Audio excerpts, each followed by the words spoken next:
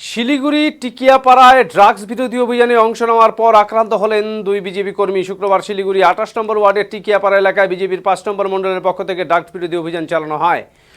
অভিযান শেষে বাড়ি ফেরার পথে একা পেয়ে দিলীপ গুপ্তা ও বিনোদ সাউ নামে দুই বিজেপি কর্মীকে বেধড়ক মারধর করে এলাকার মাদক ব্যবসায়ীরা।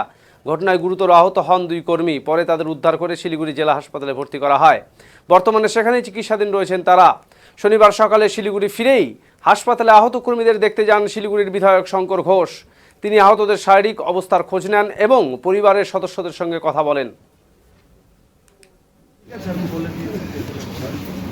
আমি তো সবজি বিক্রি করি, সব দিন আমাকে ধমকি দিচ্ছে। তোরা আইস হসপিটাল থেকে আসলে দুজনকে মর্ডার করে দিল। ঠিক আছে, ব্যবস্থা নিচ্ছে। সব থেকে বেশি খতরনাক করতে দেবাটা কি করছে মারো পুরো মার মারছে আমাদের। আচ্ছা আচ্ছা পাতা আমাদের বাচ্চা। ঠিক আছে, আমি কথা বলবো আজকে। আমি সবাইকে অ্যারেস্ট করেছি।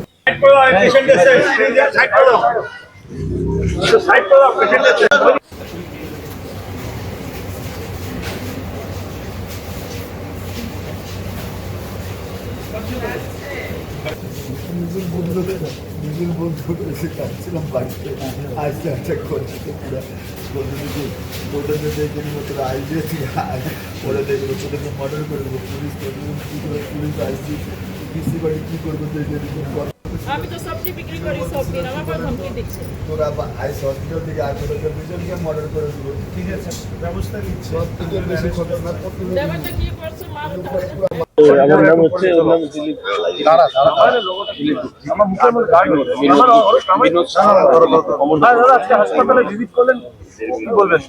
না, আমি মূলত এসেছিলাম গতকাল আমাদের ২৮ নম্বর ওয়ার্ডের কার্যকর্তারা, তারা ভারতীয় জনতা পার্টির, তারা এলাকায় ড্রাগস, গাঁজা ইত্যাদি নেশার সামগ্রী যাতে বন্ধ হয় তার জন্য একটা সচেতনতামূলক র্যালি করেছিল।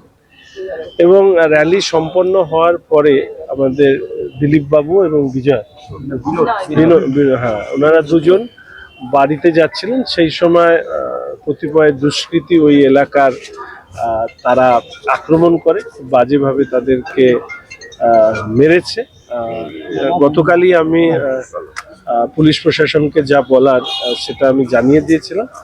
আর আপনাদের মাধ্যমে এইটুকু জানিয়ে দিচ্ছি যে আমাদের এক্ষেত্রে নেশার সামগ্রী এইভাবে বিক্রি করার ক্ষেত্রে আমরা জিরো টলারেন্স নীতি গ্রহণ করব।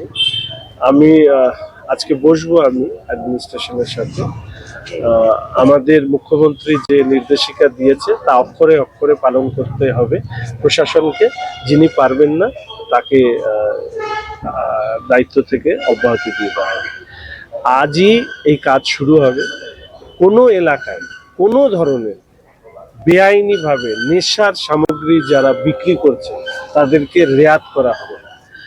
আমি অনুরোধ করব যারা এই সমস্ত কাজে যুক্ত আছেন তারা এই কাজ থেকে সরে যান, না হলে প্রশাসন কিন্তু স্ট্রং অ্যাকশন নেবে। এই ব্যাপারেই আমাদের মুখ্যমন্ত্রীর নির্দেশ আছে। অপরাধ এবং অপরাধী এদের দুজনের ক্ষেত্রে কিন্তু আইনের শাসন প্রয়োগ হবে। এতদিন যেটা ছিল না সেটাই এবার কিন্তু এই রাজ্যে, অর্থাৎ আইনের শাসন প্রতিষ্ঠা করা হবে। কেমন আছে দুজন? একজন তো মুখে লেগেছে, মাথায় লেগেছে।